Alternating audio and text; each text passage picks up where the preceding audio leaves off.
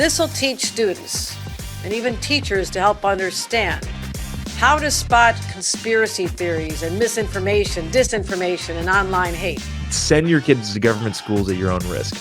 I agree with the sentiment that we all as a culture and as a society need to better ourselves in understanding. The internet is the Wild West when it comes to information, when it comes to news. Generally speaking, if you saw something on the CBS Evening News or the NBC Evening News for the last 50 years, up until recently, you could more or less be like, okay, these people are journalists and they're trying their very best to accurately disseminate information. But obviously with the internet, anything can come from any website. And obviously the mainstream media nowadays they're no Walter Cronkite, is what I'm trying to say. And so with that, the news nowadays comes with homework and being able to decipher between what's true and what's not, misinformation and disinformation and all this sorts of. So I agree that needs to be something that society as a whole figures out. But I think it's going to happen organically. I think over the next decade or so, we're going to, as a society, wrestle with this difficulty. And hopefully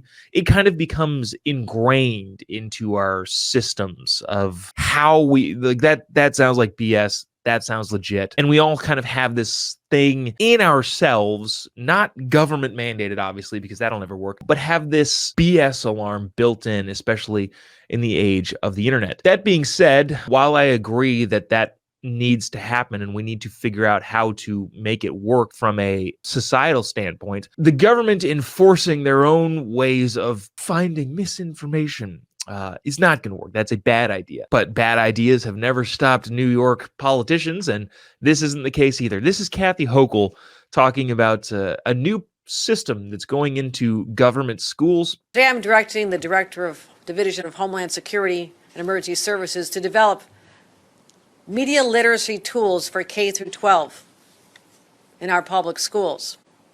This will teach students and even teachers to help understand how to spot conspiracy theories and misinformation, disinformation, and online hate. Start talking about what we're seeing out there. Give the teachers the tools they need to help these conversations in school. And by teaching younger New Yorkers about how to discern between digital fact and digital fiction, we can better inoculate them from hatred and the spread of it, and help prepare them for a very fast-moving and often confusing world. Like I said, this is something that we as a society are going to have to wrestle with. The government implementing a policy in which schools will be in charge of it, it's the wrong way to go about it. Karen commented and said, sounds like you're talking about common sense. Yes, correct. That's effectively what it is.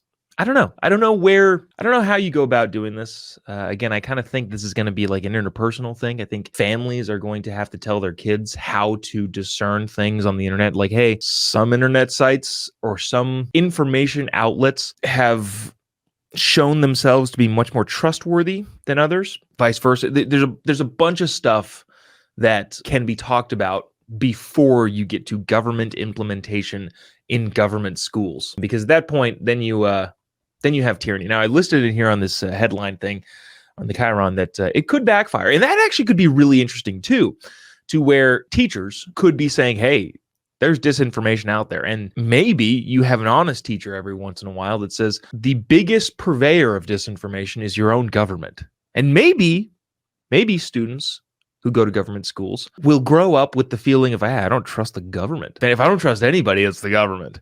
And that's exactly the opposite of what Kathy Hochul and a bunch of politicians in blue states want, but it could be. Now, that's optimistic of me. I don't actually think that'll probably happen, but I think the best case scenario here is as best you can. I know it's easier said than done. Try and get your kids out of government schools.